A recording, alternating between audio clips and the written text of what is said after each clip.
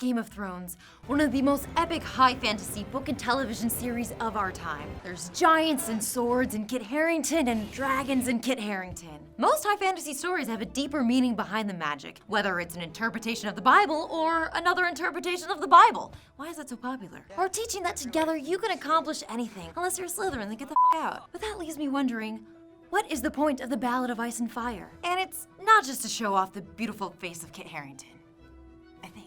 Think of all those southern girls he gets to stab. Let's face it, all of us are gonna feel a little gypped if there isn't a deeper meaning behind the 10+ years of waiting for the next book. Did you hear me, R.R. Martin? Do you hear our cries? But don't worry, guys, I did some heavy digging, and I think I found exactly what we're looking for. Game of Thrones is a metaphor for global warming. You've probably seen this theory floating around the internet in Vox videos or in academic essays. I'll go over their points, but then I'm going to take it even further. First, we have the White Walkers, which, if nothing else, give us one of the creepiest cold openings to a show maybe ever. I'm almost positive that scene is the only reason the show was picked up, because the rest of the episode was just Ned Stark talking and family love. The White Walkers in this series represent climate change. The characters are literal climate change as they bring cold from the northern lands, but symbolically they're also climate change as they are a giant looming threat that stands to wipe out all of humanity if left unchecked. Which makes the aristocracy of Westeros the politicians who are too wrapped up in the Game of Thrones to acknowledge the oncoming zombie skeleton apocalypse. Some of them even deny the existence of White Walkers altogether. The only group of people on high alert are our ragged, downtrodden, strong, beautiful Kit Haringtons, the Night's Watch. Which makes them our modern scientists. They know the danger that's coming and they're doing all they can to stop it, but they have little to no resources. People laugh at their cries of doom and gloom, and they all wear really ugly black clothing. Except, some pull it off.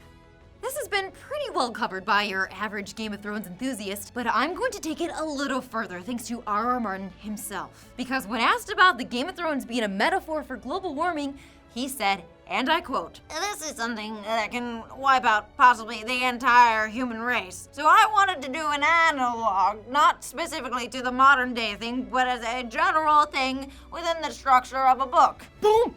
You've been R.R. Martin'd!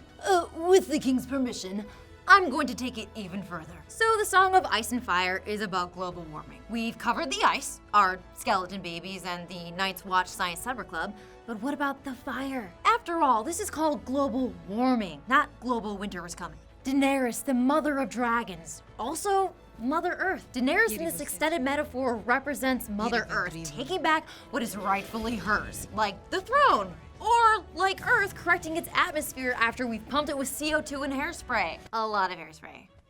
But I look great, so. Now, we're about to get into some spoiler and speculation, so if you aren't caught up with Game of Thrones, then you're not a true cracked fan, are you? You're an imposter! Get out! Shame!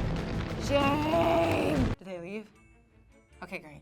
Scared him off. Now, Daenerys is a dragon rider, and she has 2 more dragons with barebacks at her side. Many speculate that those are for her rightful Targaryen fellow rulers. One Targaryen is Kit Harington. Jon Snow. The other is speculated to be Tyrion. In the books, he is described as having the trademark Targaryen hair and eyes. If this is the case, then these 3 unlikely heroes are going to team up and save us from the oncoming White Walkers. And what this really means is that the scientists, represented by Jon Snow, and the politicians, represented by Tyrion, are helping Mother Nature, Daenerys, restore balance to the world. Boom! So there you have it. If you examine this theory under a microscope, does it shatter into 1,000 ice skeleton pieces? Probably. Lots of characters don't have a clear explanation within this metaphor. Like, I don't know, what are the broccoli people? Summit meetings? Solar panels?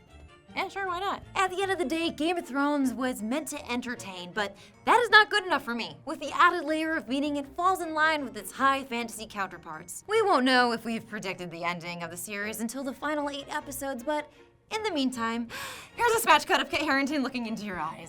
Oh, God, he's beautiful. Hey guys, it's Maggie.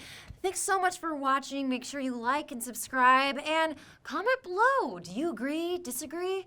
Who are the broccoli people? I don't know. Please somebody figure it out. I've been on this all day. All of us have. Anyways, have a great one, guys.